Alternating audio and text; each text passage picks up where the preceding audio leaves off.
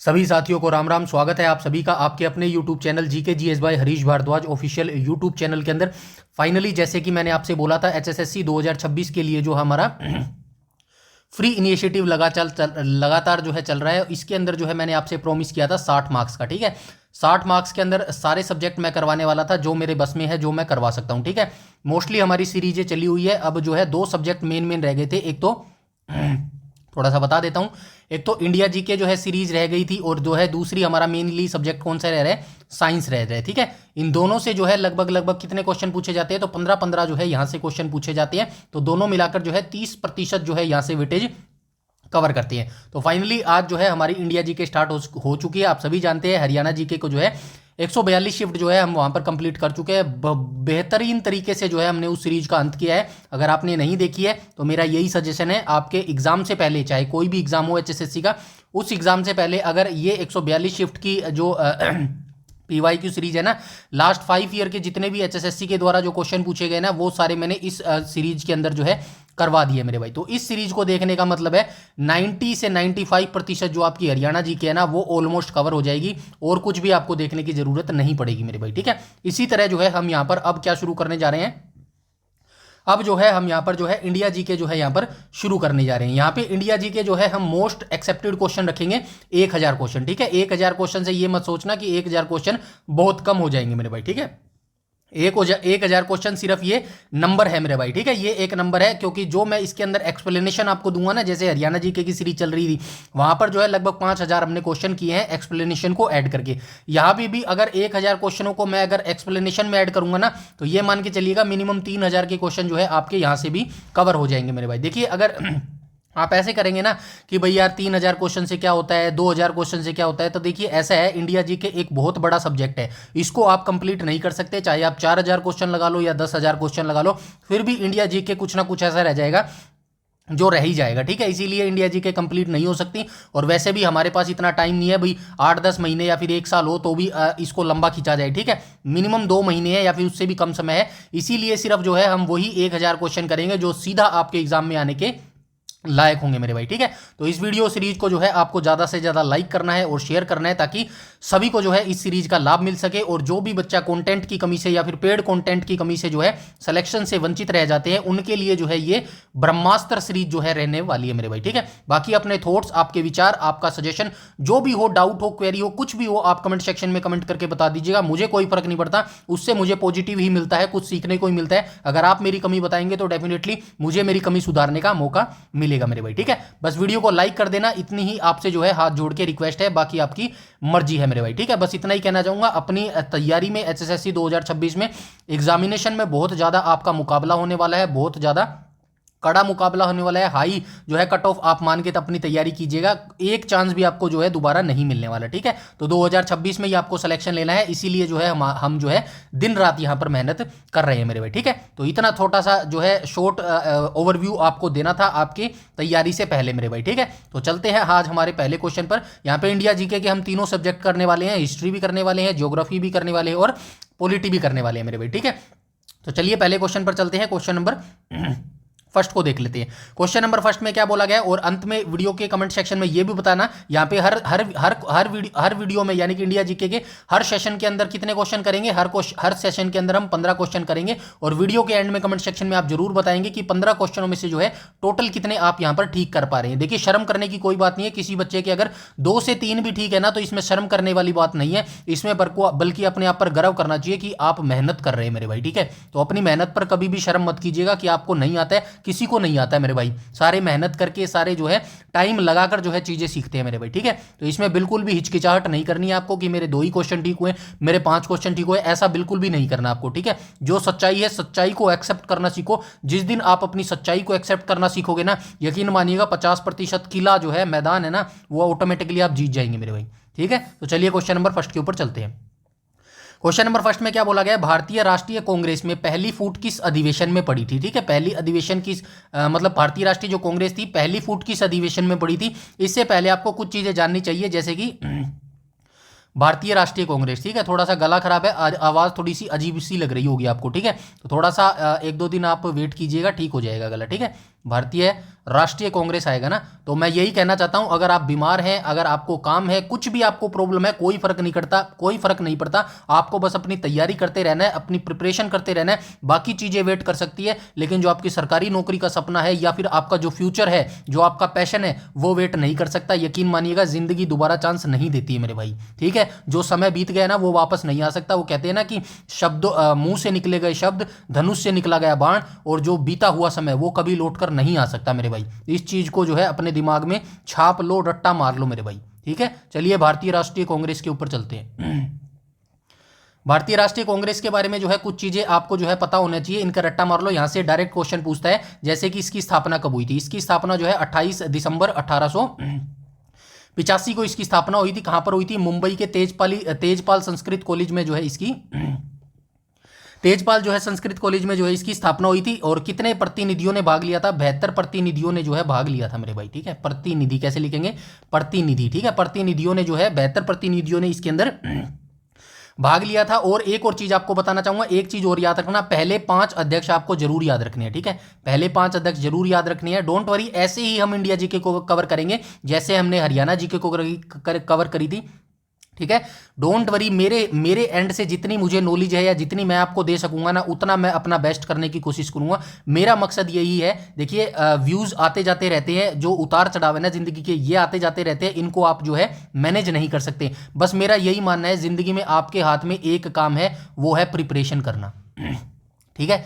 Preparation करना, चाहे आप जिंदगी लगा लो, एग्जाम लगा लो, कुछ भी लगा लो, आपको अपना कर्म करते रहना है, ठीक है। आपको अपना कर्म करते रहना है। आप अपने फल की चिंता मत कीजिएगा, और जिस दिन आप कर्म करने पे ध्यान दीजिएगा ना और फल पे चिंता मत कीजिएगा, तो आपको फल जो है ऑटोमेटिकली मिलना स्टार्ट हो जाएगा। ये जिंदगी का रूल है मेरे भाई, ठीक है। तो अपनी तैयारी में जी जान झोंक दो, जितना मुझसे बन पड़ेगा मैं आपके लिए डेफिनेटली करूंगा मेरे भाई, ठीक है। तो पहला अधिवेशन देख लेते हैं। पहला अधिवेशन कब हुआ था? 1885 में हुआ था, ऊपर हम देख चुके हैं। इसकी अध्यक्षता किसने की थी? WC बनर्जी के द्वारा जो है अध्यक्षता की गई थी। बनर्जी कैसे लिखेंगे? ठीक है, बनर्जी के द्वारा जो है ये अध्यक्षता की गई थी। दूसरा अधिवेशन कहां हुआ था? दूसरा अधिवेशन 1886 में हुआ था। कहां पर हुआ था? कलकत्ता के अंदर ये अधिवेशन हुआ था। इसकी जो है अध्यक्षता किसने की थी? दादा भाई नौरोजी ने की थी, ठीक है। दादा भाई नौरोजी ने की थी, ठीक है। क्या बोला जाता है इनको? ग्रैंड ओल्ड मैन इनको बोला जाता है मेरे भाई, ठीक है। तीसरे की अध्यक्षता की बात करूं तो 1887 में ये हुआ था, और ये कहां पर हुआ था? मद्रास में ये हुआ था मेरे भाई, ठीक है। मद्रास में हुआ था। और किसने इसकी अध्यक्षता की थी? तैयब जी ने की थी, ठीक है। बदरुद्दीन तैयब जी ने, ठीक है। बदरुद्दीन तैयब जी के द्वारा जो है इसकी अध्यक्षता की गई थी। और ये पहले मुस्लिम थे जिनके जो ये अध्यक्ष बने थे राष्ट्रीय कांग्रेस के। चौथे अधिवेशन की बात करूं तो जगह ही नहीं बची, कहां पे लिख दूं? यहां पे लिख देता हूं, चौथा अधिवेशन, ठीक है। चौथे अधिवेशन की बात करूं तो कहां पर हुआ था? 1888 में हुआ था। कहां पर हुआ था? ये प्रयागराज में हुआ था, यानी कि इलाहाबाद में हुआ था। वर्तमान में इसको क्या बोला जाता है? प्रयागराज बोला जाता है ना। इलाहाबाद में हुआ था। किसने की थी अध्यक्षता? जॉर्ज यूले ने की थी।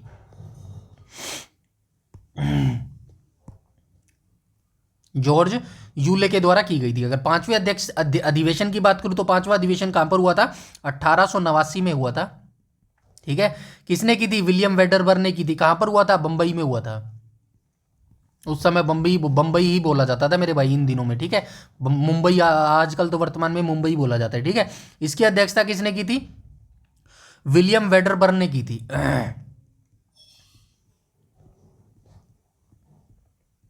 तो पहले क्वेश्चन से इतनी जानकारी आपको याद रखनी है। अब हम चलते हैं इसके क्वेश्चन के आंसर पे। तो क्वेश्चन नंबर फर्स्ट का जो है राइट ऑप्शन क्या हो जाएगा? क्वेश्चन नंबर फर्स्ट का जो है राइट ऑप्शन हो जाएगा ऑप्शन नंबर सी हो जाएगा, ठीक है। सूरत अधिवेशन यहां पर बिल्कुल राइट हो जाएगा मेरे भाई, ठीक है।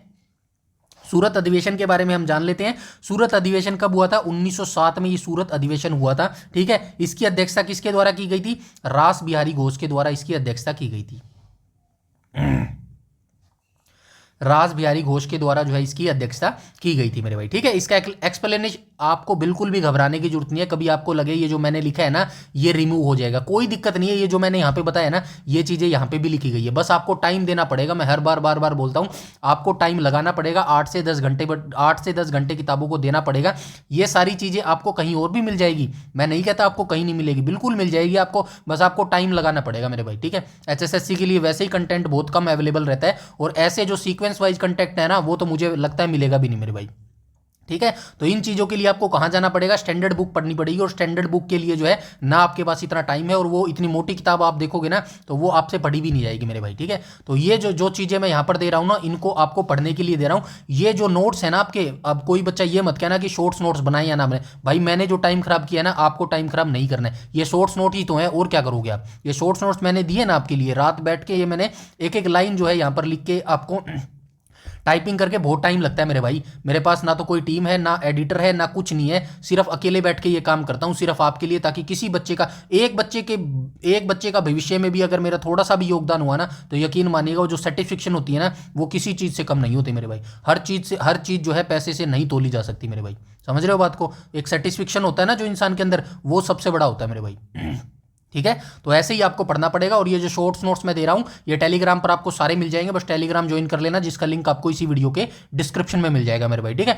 हर चीज इसके अंदर सिर्फ वही ऐड की गई है जहां से या तो क्वेश्चन पूछा गया है या फिर क्वेश्चन पूछा जा सकता है। कोई भी लाइन इसके अंदर ऐसी नहीं है जो आपके एग्जाम पॉइंट ऑफ व्यू से ना मेल खाती हो मेरे भाई, ठीक है। तो यहाँ पे आपको याद रखना है 1907 का अधिवेशन जो है कहां पर हुआ था, ये सूरत में हुआ था, जो कि ताप्ती नदी के किनारे हुआ था। इसकी अध्यक्षता की बात करूं तो किसने की थी, रास बिहारी घोष के द्वारा जो है इसकी अध्यक्षता की गई थी, ठीक है।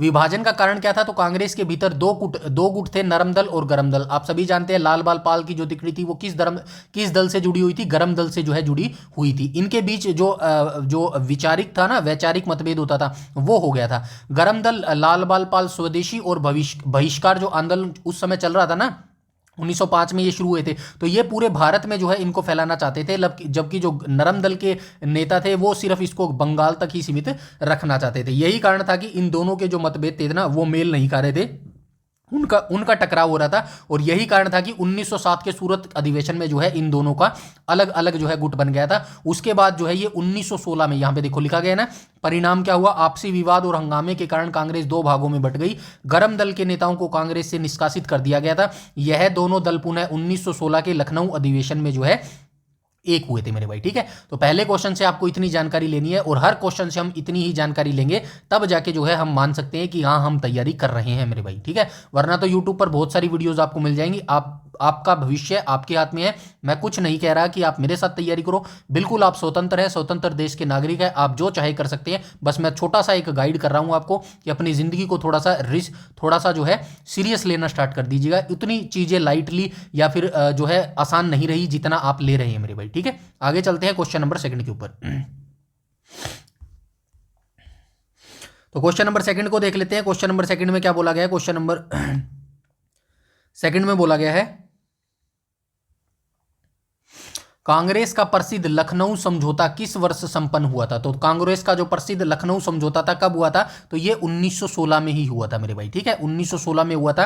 क्या हुआ था इसके दौरान, आप सभी जानते हैं भाई, जो समय और स्थान आप सभी को पता है। 1916 में जो है ये समझौता हुआ था लखनऊ में आयोजित भारतीय राष्ट्रीय कांग्रेस के मुस्लिम के जो भारत राष्ट्रीय कांग्रेस और मुस्लिम लीग थे ना, उन दोनों के सत्र के दौरान जो है यह समझौता हुआ था, ठीक है। यहां पे लिख भी दिया है मैंने, यहां से देख लो। समय और स्थान की बात करूं तो यह ऐतिहासिक समझौता, कौन सा ऐतिहासिक समझौता, कांग्रेस का प्रसिद्ध लखनऊ समझौता, ठीक है। 1916 में लखनऊ में आयोजित भारतीय राष्ट्रीय कांग्रेस और मुस्लिम लीग के संयुक्त सत्र के दौरान जो है हुआ था। अध्यक्षता किसने की थी, तो अधिवेशन की अध्यक्षता जो है अंबिका चरण मजूमदार ने की थी, यानी कि जो भारतीय राष्ट्रीय कांग्रेस का जो 1916 वाला अधिवेशन था ना, उसकी अध्यक्षता आपको पूछनी है, डायरेक्ट आपसे पूछा जाएगा। बताइए भारतीय राष्ट्रीय कांग्रेस का जो अधिवेशन 1916 था, उसकी अध्यक्षता किसके द्वारा की गई थी, तो अंबिका चरण मजूमदार के द्वारा जो है इनकी अध्यक्षता की गई थी, ठीक है। 1917 का अधिवेशन किसने किया था, चलिए आप मुझे बताएंगे। भारतीय राष्ट्रीय कांग्रेस के 1917 का जो अधिवेशन था ना,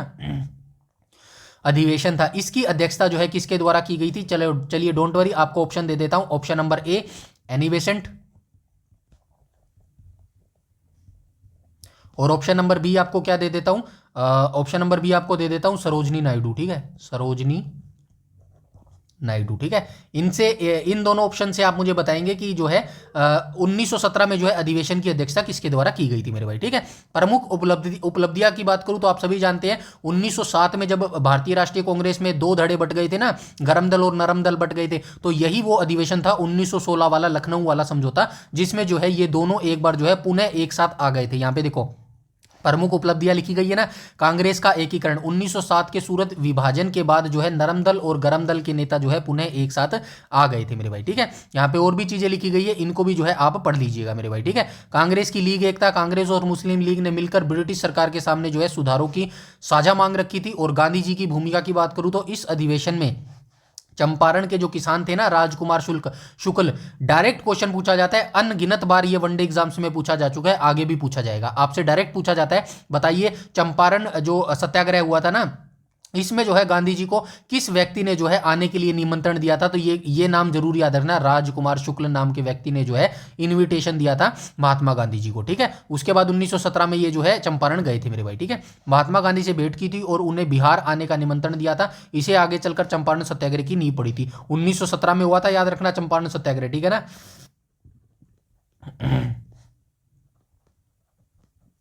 चंपारण सत्याग्रह, ठीक है, 1917 में हुआ था। इसके साथ साथ दो और जो है प्रमुख सत्याग्रह हुए थे महात्मा गांधी के, आप सभी जानते हैं, खेड़ा सत्याग्रह हुआ था और अहमदाबाद मील हड़ताल हुई थी मेरे भाई, ठीक है। आई होप यहां तक सारी चीजें क्लियर हो गई होंगी। इसके बाद चलते हैं हम क्वेश्चन नंबर 3 के ऊपर चलते हैं, ठीक है। क्वेश्चन नंबर 3 में क्या बोला गया है, तो क्वेश्चन नंबर 3 में बोला गया है भारतीय राष्ट्रीय कांग्रेस के प्रथम अध्यक्ष कौन बने थे। तो अभी ऊपर देख के आए हैं 5 अध्यक्ष मैंने बताए हैं, 5 जो है अधिवेशन बताए हैं, इसीलिए बोलता हूं कुछ चीजें दिमाग में सेट कर लो। जो कंप्यूटर हमारा सब्जेक्ट पढ़ रहे हैं ना कंप्यूटर, उसके अंदर हमने एक शब्द पढ़ा था। क्या शब्द पढ़ा था? एक शब्द पढ़ा था जिसका नाम था प्री डिफाइन, ठीक है। प्री डिफाइन का मतलब क्या होता है कि कुछ शब्द जो है पहले ही उनका मतलब जो है सुनिश्चित कर दिया गया हो। तो मैं आपके दिमाग को यही बोल रहा हूं, आपको यही बोल रहा हूं, कुछ चीजें जो होती हैं वो अपने दिमाग में सेट कर लो, वहां से चीजें पूछी जाती है मेरे भाई, ठीक है। तो चलिए क्वेश्चन नंबर 3 को देख लेते हैं। क्वेश्चन नंबर 3 में बोला है भारतीय राष्ट्रीय कांग्रेस के प्रथम अध्यक्ष कौन बने थे? दादा भाई नौरोजी तो सेकंड बने थे, ठीक है। व्योमेश चंद्र बनर्जी जो है राइट ऑप्शन हो जाएगा, ऑप्शन नंबर बी यहां पर बिल्कुल करेक्ट हो जाएगा मेरे भाई, ठीक है। ए ओ हयूम को क्या बोला जाता है? ए ओ हयूम को जो है भारतीय राष्ट्रीय कांग्रेस का जो है पिता कहा जाता है मेरे भाई, ठीक है। आई होप ये सारी चीजें आपको पता होगी, बट डोंट वरी, सारी चीजें नीचे लिख भी दी गई है। प्रथम अधिवेशन 28 दिसंबर 1885 को बंबई के गोकुलदास तेजपाल संस्कृत कॉलेज में आयोजित किया गया था। अध्यक्षता की बात करूं तो व्योमेश चंद्र बनर्जी के द्वारा इसकी अध्यक्षता की गई थी। 72 प्रतिनिधियों ने इसके अंदर भाग लिया था और मुख्य उद्देश्य आप यहां से देख लेना मेरे भाई, ठीक है। इसके बाद चलते हैं हम क्वेश्चन नंबर 4 के ऊपर। क्वेश्चन नंबर 4 में क्या बोला गया है? तो क्वेश्चन नंबर 4 के अंदर बोला गया है,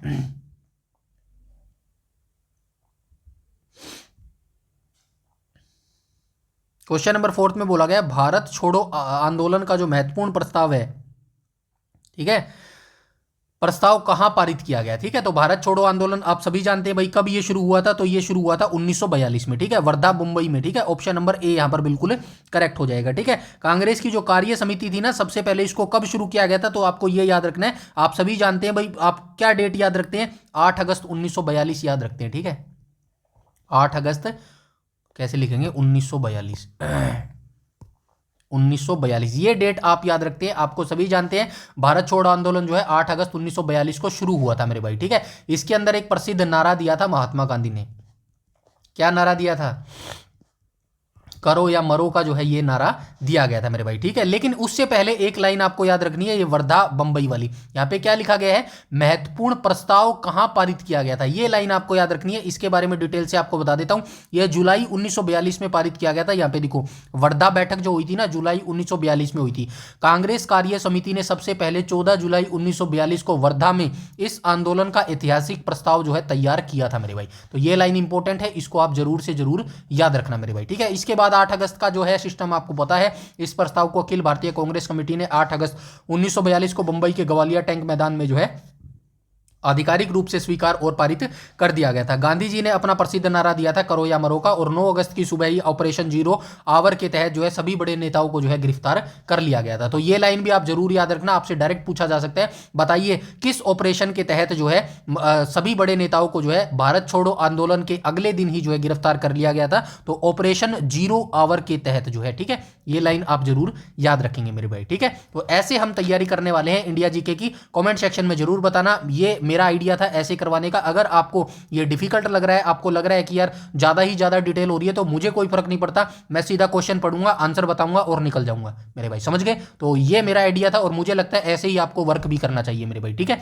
क्योंकि एग्जामिनर का कुछ पता नहीं है कहाँ से लाइन उठा के दे दे। अब मैं यहाँ पे टोटल जो है 1000 क्वेश्चन जो है आपको करवा के निकल जाऊंगा। अब जरूरी थी थोड़ी है कि उन्हीं 1000 में से आपके जो है 15 क्वेश्चन जो है एग्जामिनर पूछ लेगा, क्या पता एग्जामिनर इनमें से कौन सी लाइन उठा के दे दे और कहाँ जो है आपका काम आ जाए। वो लाइन आपने सुनी है ना, आप अपना कर्म करते रहो, अपनी मेहनत करते रहो, भगवान पता नहीं कब जो है तथास्तु आपको कह दे मेरे भाई। यही मकसद है सिर्फ इतना डिटेलिंग से करवाने का मेरे भाई, ठीक है, वरना मुझे कुछ मिल थोड़ी रहा है मेरे भाई, ठीक है ना। ये मेहनत सिर्फ आप ही के लिए कर रहा हूं और कुछ मुझे मिल नहीं रहा है, सच बताऊं तो, ठीक है। बाकी आप समझदार हैं, आपको बताने की जरूरत नहीं होनी चाहिए मेरे भाई, ठीक है। आगे चलते हैं क्वेश्चन नंबर 5 के ऊपर।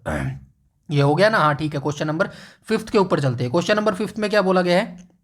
क्वेश्चन नंबर 5 में बोला गया है साल 1942 में, ठीक है, 1942 में कांग्रेस के बंबई अधिवेशन की अध्यक्षता किसने की थी? तो आप सभी जानते हैं 1942 में कांग्रेस के बंबई अधिवेशन की अध्यक्षता जो है अबुल कलाम आजाद के द्वारा जो है की गई थी मेरे भाई, ठीक है। मौलाना अबुल कलाम आजाद जो है 1940 से 1946 तक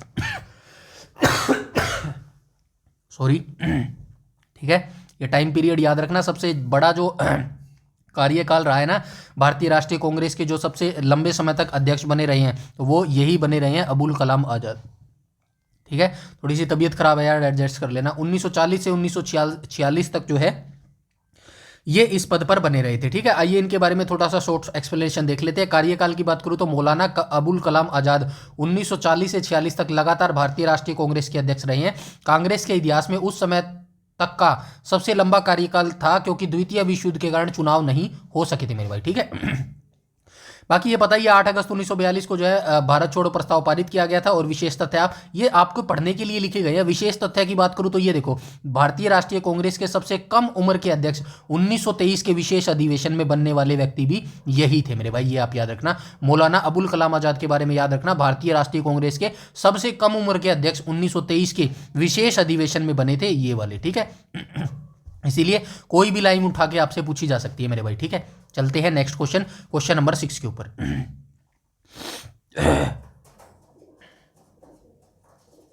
क्वेश्चन नंबर 6 में क्या बोला गया? भारतीय राष्ट्रीय कांग्रेस की स्थापना किस वर्ष हुई थी? तो आप सभी जानते हैं 22 दिसंबर को,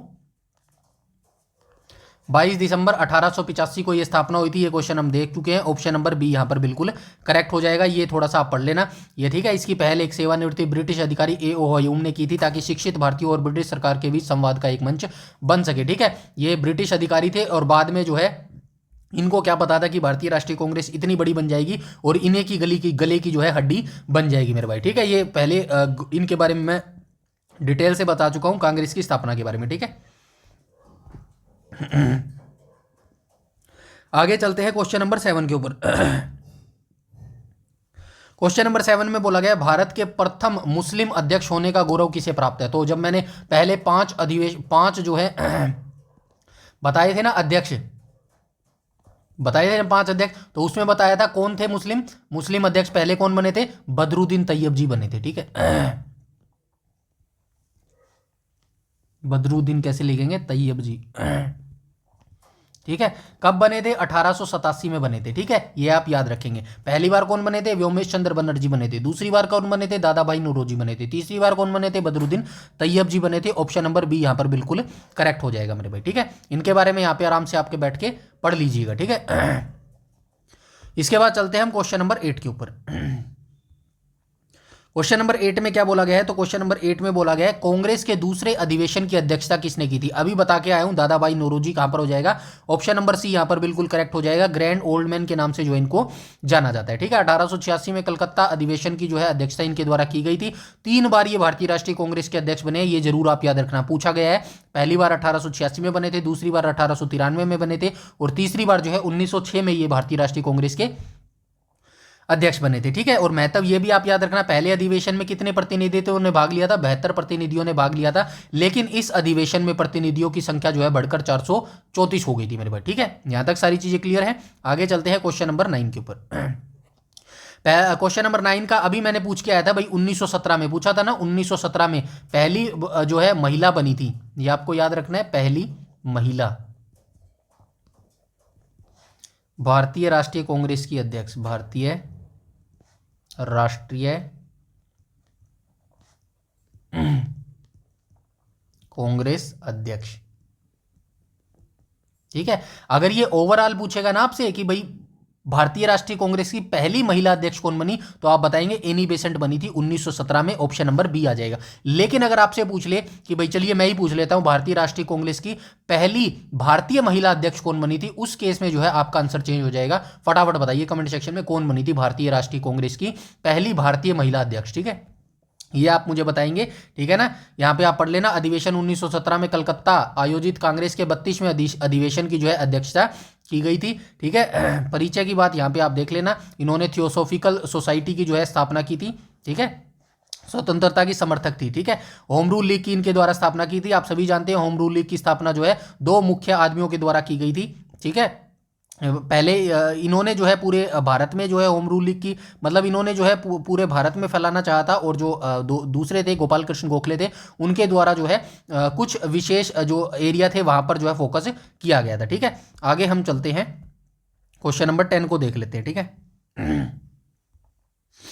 क्वेश्चन नंबर 10 में बोला गया स्वतंत्रता के समय 1947 कांग्रेस के अध्यक्ष पद पर कौन थे। तो क्वेश्चन नंबर 10 में क्या बोला गया है, तो 1900 जो है यहाँ पर क्या बात की गई है, 1947 की बात की गई है मेरे भाई। ठीक है, तो 1947 के बारे में आप सभी जानते हैं, 15 अगस्त 1947 को जो है भारत आजाद हो गया था मेरे भाई। ठीक है, तो चलिए आइए इसके बारे में हम थोड़ा सा जान लेते हैं, क्वेश्चन नंबर 10 के बारे में। तो ये कौन थे भाई, तो ये थे जे.बी. कृपलानी बने थे। ठीक है, ऑप्शन नंबर ए यहाँ पर बिल्कुल करेक्ट हो जाएगा। आइए इनके बारे में डिटेल से यहाँ पर जान लेते हैं। कार्यकाल की बात करूं तो आचार्य जे.बी. कृपलानी को 1946 में मेरठ अधिवेशन के दौरान जो है कांग्रेस का अध्यक्ष चुना गया था मेरे भाई। ठीक है, स्वतंत्रता के समय जब 15 अगस्त 1947 को भारत आजाद हुआ, तब वे ही अध्यक्ष पद पर जो है बने हुए थे। उन्हें नवंबर 1947 में इस पद से जो है इस्तीफा दिया था मेरे भाई। ठीक है, महत्व की बात करूं तो वे गांधीवादी विचारधारा के प्रबल जो है समर्थक होते थे। ठीक है, तो आपको याद रखना है 15 अगस्त 1947 को जब भारत आजाद हुआ था, उस समय जो भारतीय राष्ट्रीय कांग्रेस के अध्यक्ष होते थे, कौन होते थे, तो ये जे.बी. कृपलानी जी जो है होते थे मेरे भाई। ठीक है, इसके बाद हम चलते हैं क्वेश्चन नंबर 11 पर। क्वेश्चन नंबर 11 में बोला गया राष्ट्रीय गान जन गण मन। ठीक है, जनगण मन किसने गाया था, तो ये जनगण मन जो है रविंद्रनाथ टैगोर के द्वारा जो है इसको गाया गया था मेरे भाई। ठीक है, ये आपको याद रखना है। पहली बार कांग्रेस के किस सत्र में गाया गया था, तो आप सभी जानते हैं 1911 कलकत्ता के सत्र में जो है इसको पहली बार गाया गया था मेरे भाई। ठीक है, ये भी आप याद रखना। और आप मुझे ये बताएंगे जैसे जनगण मन को पहली बार कब गाया गया, 1911 में गाया गया, तो आप मुझे ये बताएंगे वंदे मातरम को पहली बार जो है कब गाया गया था मेरे भाई। ठीक है, ये आप याद रखना है। यहाँ पे आप देख लेना, समय की बात करेगा तो अधिवेशन 27 दिसंबर 1911 को कलकत्ता में जो है आयोजित किया गया था। इसी दौरान जो है इसकी अध्यक्षता किसके द्वारा की गई थी, पंडित विशुन नारायण धर ने जो है इसकी अध्यक्षता की थी। और रचना की बात करूं तो जनगण मूलतः जो है रविंद्रनाथ टैगोर के द्वारा बंगाली भाषा में जो है रचाया गया था। ठीक है ना, ये आप याद रखना। और इसी अधिवेशन में जो है पहली बार ये गाया गया था मेरे भाई। ठीक है, और 1911 में इसी अधिवेशन में जो है घोषणा की गई थी भारत की जो राजधानी थी, कौन सी राजधानी थी, कोलकाता पहले होती थी, इसको जो है कहां ट्रांसफर करने की घोषणा की गई थी, दिल्ली जो है इसको ट्रांसफर करने की घोषणा की गई थी। ठीक है, और स्थानांतरित कब की गई थी, ये दोनों डेट्स आप याद रखना। घोषणा की गई थी 1911 में, लेकिन ट्रांसफर कब हुई थी, ट्रांसफर 1912 में हुई थी। ये दोनों डेट जो है आपको याद रखनी होगी मेरे भाई। ठीक है,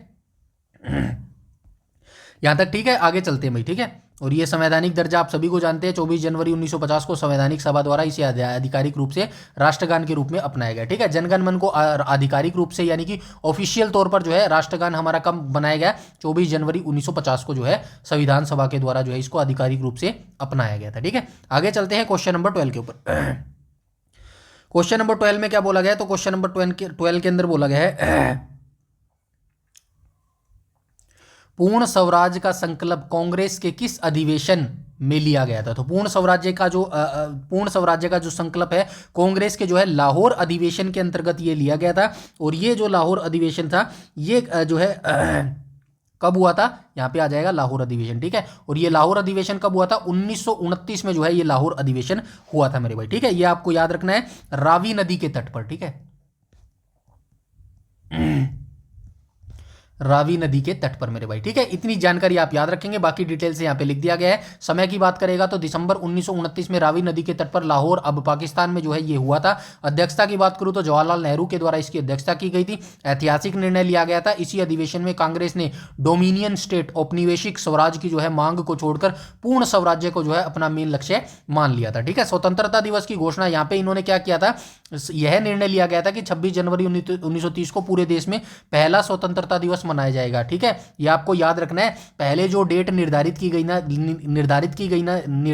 गई थी ना, वो 26 जनवरी को जो है इन्होंने क्या डिसाइड किया था कि हम हर साल जो है अब 26 जनवरी को जो है स्वतंत्रता दिवस मनाएंगे। लेकिन जो भारत था वो 15 अगस्त को ही आज़ाद हो गया था, इसीलिए जो है ये ऑफिशियल डेट 26 जनवरी इनको जो है यादगार बनानी थी, इसीलिए जो है इसको जो है गणतंत्र दिवस के रूप में जो है चुना गया था मेरे भाई, ठीक है। ये आपको याद रखना होगा, ठीक है। इसके बाद हम चलते हैं क्वेश्चन नंबर 13 पर चलते हैं, ठीक है।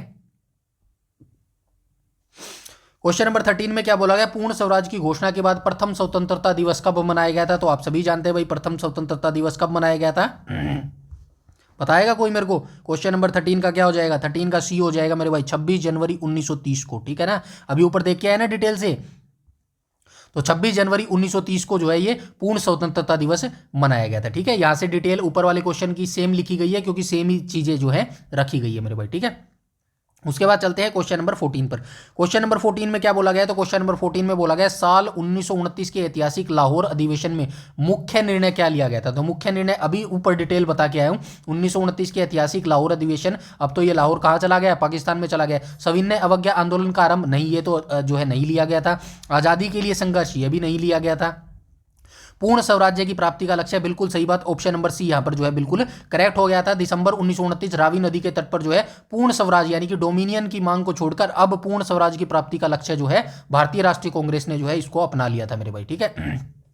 इसकी अध्यक्षता जरूर याद रखना, जवाहरलाल नेहरू के द्वारा जो है इसकी अध्यक्षता की गई थी मेरे भाई, ठीक है। आगे चलते हैं क्वेश्चन नंबर 15, जो कि आज का हमारा लास्ट क्वेश्चन रहने वाला है। तो क्वेश्चन नंबर 15 की बात कर लेते हैं। 15 में क्या बोला गया, कांग्रेस के किस सत्र में पूर्ण स्वराज्य का लक्ष्य आधिकारिक रूप से पारित हुआ था। ये क्वेश्चन जो है घूम फिर के दूसरी तीसरी बार आ गया, जो है लाहौर अधिवेशन हो जाएगा, ठीक है। ये ऑप्शन नंबर सी यहाँ पर बिल्कुल करेक्ट हो जाएगा, यानी कि क्वेश्चन सेम ही रहने वाला है। कहने का मतलब ये है क्वेश्चन सेम ही रहेगा, बस एग्जामिनर जो है उसको तोड़ मरोड़ के पेश करेगा मेरे भाई। ऐसे जो है हम यहाँ पर तैयारी करने वाले हैं, तो ठीक है। अगर आपको अच्छा लगे तो जो है आप मेरे साथ कंटिन्यू कर सकते हैं। यहाँ पे सारी डिटेल लिखी गई है, इसको बैठ को आप पढ़ लीजिएगा मेरे भाई, ठीक है। बस आपको जो है मेरे लिए एक काम करना है, नीचे आंसर की भी मैंने डाल दी है इसकी, ठीक है ना। सारी चीजें ऑफिशियल वेरीफाई की गई है, एनसीईआरटी से ये क्वेश्चन लिए गए मेरे भाई। बस आपको मेरे लिए एक काम करना है, वीडियो को ज्यादा से ज्यादा लाइक करना है और शेयर करो तो आपकी मर्जी है, नहीं तो कोई दिक्कत वाली बात नहीं है मेरे भाई, ठीक है। अगर आपको लगे अच्छा कंटेंट है भाई, शेयर किया जा सकता है अपने दोस्तों के साथ, तो डेफिनेटली आप जो है शेयर कर सकते हैं मेरे भाई, ठीक है। कमेंट सेक्शन में जरूर बताना कि 15 क्वेश्चनों में से जो है कितने आपके यहाँ पर बिल्कुल करेक्ट हुए हैं। और इसकी अगर पीडीएफ आपको प्राप्त करनी है तो आप हमारे टेलीग्राम चैनल से जुड़ जाइएगा, जिसका लिंक जो है इसी वीडियो के डिस्क्रिप्शन में मिल जाएगा मेरे भाई, ठीक है। वीडियो के डिस्क्रिप्शन में आपको जो है लिंक मिल जाएगा। और जरूर बताइएगा कमेंट सेक्शन में कि ये वीडियो सीरीज कैसी चल रही है, कैसी लगी आपको, और मेरा आइडिया जो ये ऐसे पढ़ाने का है कैसा सही है। अगर आप कहेंगे इतना डीपली नहीं, बिल्कुल क्वेश्चन पढ़ाओ, आंसर बताओ और निकल जाओ, ठीक है ना, तो मैं वही तरीका जो है अपनाऊंगा मेरे भाई, ठीक है। कोई दिक्कत वाली बात नहीं है, आपको समझ आना चाहिए, आप कंफर्टेबल होने चाहिए मेरे भाई, ठीक है। तो आज का फर्स्ट पार्ट हमारा यहीं पर समाप्त होता है। मिलते हैं कल वाली नेक्स्ट क्लास में, तब तक के लिए धन्यवाद।